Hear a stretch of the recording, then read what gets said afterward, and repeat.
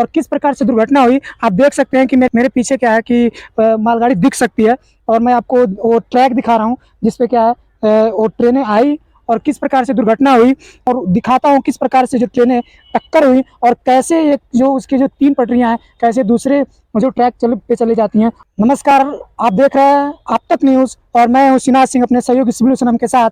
मैं आपको पडरौना में हूँ, लेकिन आपको मैं पडरौना के माध्यम से मैं आप लोग को जो उड़ीसा में दुर्घटना हुई है उसके बारे में बताने की कोशिश कर रहा हूँ और किस प्रकार से दुर्घटना हुई। आप देख सकते हैं कि मेरे पीछे क्या है कि मालगाड़ी दिख सकती है, और मैं आपको वो ट्रैक दिखा रहा हूँ जिसपे क्या है वो ट्रेनें आई और किस प्रकार से दुर्घटना हुई। क्योंकि ट्रेन जब आई तो आप सिग्नल पे देख सकते हैं कि रेड सिग्नल दिख रहा है, लेकिन क्या जो भी हमारे जो ड्राइवर थे क्या उनको रेलवे ट्रैक की जो लाइट थी क्या वो दिखी कि नहीं दिखी, ये तो तकनीकी जांच की बात है।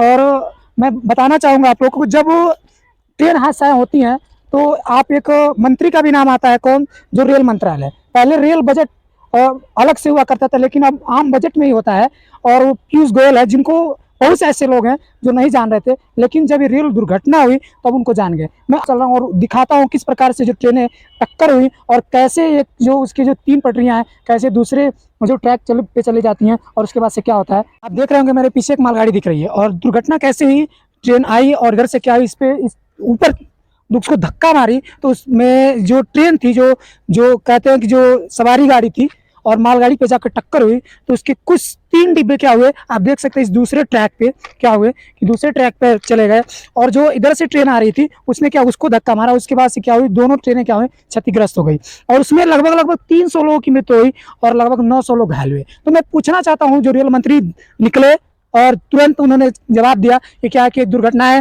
वो होती रहती है, आपस में लड़ाइयाँ चालू कर दी कि कांग्रेस और बीजेपी की बात करना लोग चालू कर दिए। तो मैं पूछना चाहता हूँ, इस ट्रेन जो दुर्घटना हुई उसका जिम्मेदार कौन है? क्या ऐसे हमारी रेल सुरक्षा को लोग नागरिकों को क्या मजाक उड़ा के और क्या करेंगे? अगर कोई जाता है घर से, कितने लोग इंतजार कर रहे होंगे कि हमारे घर के जो भी सदस्य हैं वो आ रहे होंगे, लेकिन जब ट्रेन हादसा हुआ तो क्या सीधे सीधे जहाँ उनको घर जाना चाहिए, कोई अस्पताल में गया और कोई सीधे स्वर्गवास हो गया। तो मैं कहना चाहूंगा कि जो भी दुर्घटनाएं होती है, आखिर क्यों यही बीजेपी वाले लोग, जब कांग्रेस की सत्ता हुआ करती थी तो रेल जब भी दुर्घटना होती थी तो रेल मंत्री का इस्तीफा मांगते हैं। तो मैं कहना चाहता हूँ क्या पीयूष गोयल इस्तीफा देंगे?